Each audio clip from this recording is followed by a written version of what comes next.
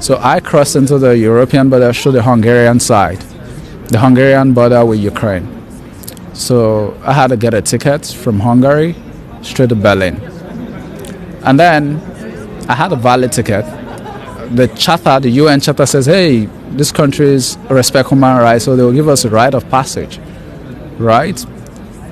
I get to Frankfurt, still on a train, and then the Bundespolice came in, they stopped our train, they were like, I don't know, 15, 20 of them with dogs. They stormed our train, they walked into my coach, said, do you have a ticket? I produced my ticket because I paid for my ticket. 100 and something, I still have the ticket in my bag, 100 and something euros.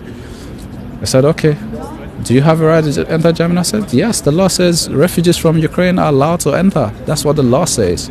I bring out my ID, my passport, and my permanent resident in Ukraine. I show them.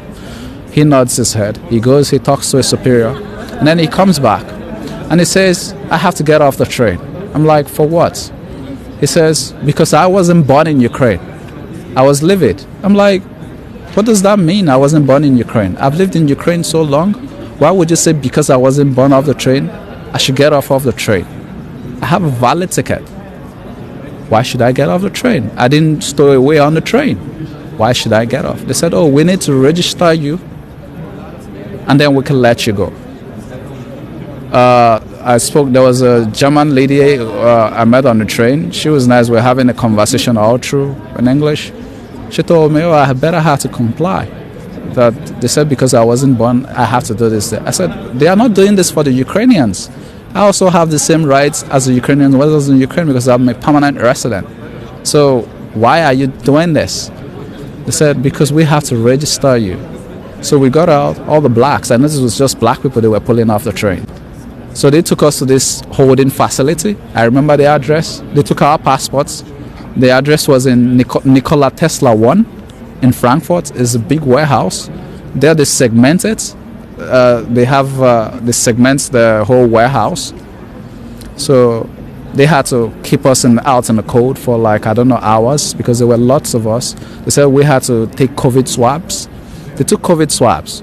They will take your passports, they will bag it, they will take all the money, they will count it, they will bag it, and then they will write on it. Yeah, this is from the Buddhist. This is one of the bags they used to bag our personal belongings. As you see, it's still the same way. The cash that was on me is still the same, unhinged, untouched.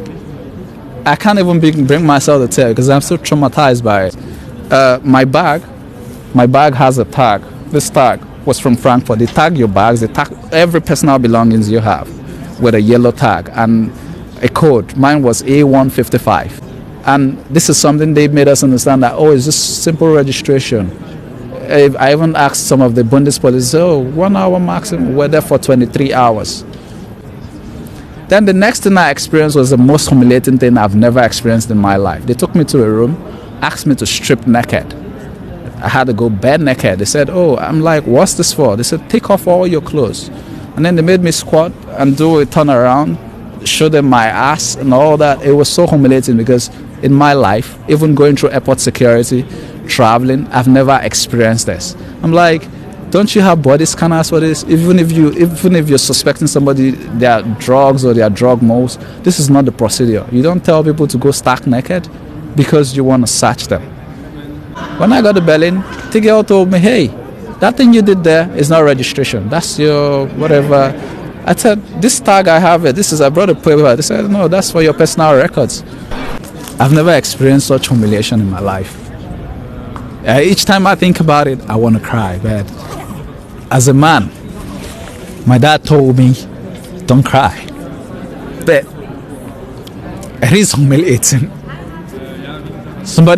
A fellow man like me, would tell me to go naked. It is humiliating. It is.